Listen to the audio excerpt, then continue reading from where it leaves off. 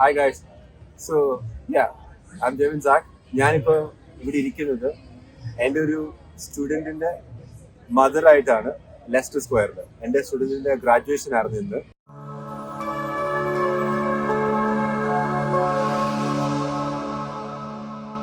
She's Parvathi.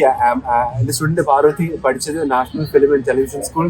I think it's one of the best film schools in the world itself. And ഭാഗ്യത്തിനാണ് കിട്ടിയത്. It was very, it was an honor.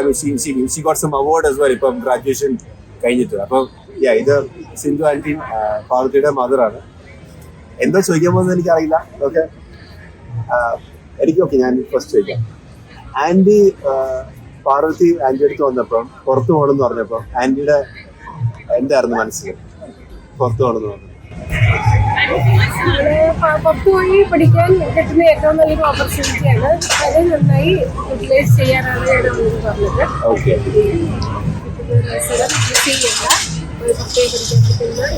അവസരവും കളയരുത്.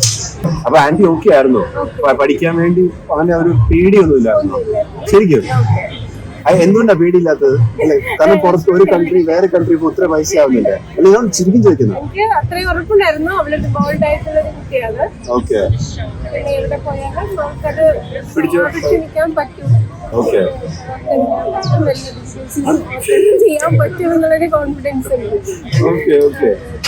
അപ്പം പക്ഷെ ഇതിനു മുന്നേ പഠിച്ചിട്ടുണ്ടോ അവള്? ഡൽഹി യൂണിവേഴ്സിറ്റിയിലായിരുന്നു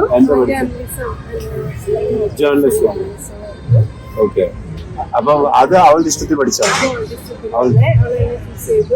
ഓക്കെ. അപ്പൊ ഇങ്ങനെ ഇതൊരു ഈ പുറത്ത് പഠിക്കണം, അസിസ്റ്റന്റ് ഡയറക്ടർ പഠിക്കണം എന്ന് പറഞ്ഞപ്പോഴത്തേക്കും ആന്റി ചോദിച്ചില്ലേ എന്തിനാ കോഴ്സ് എടുക്കുന്നത്? അങ്ങനെ ഒന്നും ചോദിച്ചില്ല? ഫീൽഡിലേക്ക് പോകാനായിരുന്നു താല്പര്യം.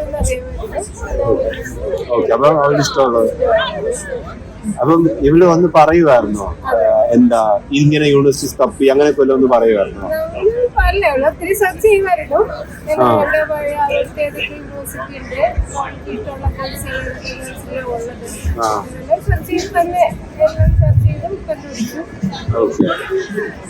അപ്പൊ ഏത് ഏജൻസി വഴി അപ്ലൈ ചെയ്യുന്നല്ലോ പറഞ്ഞു?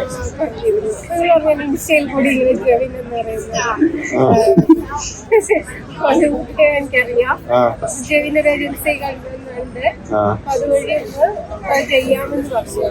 ഓക്കെ, അപ്പൊ എനിക്ക് പേടിയൊന്നുമില്ല. പിന്നെ ആരാ ഇൻസ്റ്റാഗ്രാം എന്താണെന്ന് ചോദിച്ചില്ല?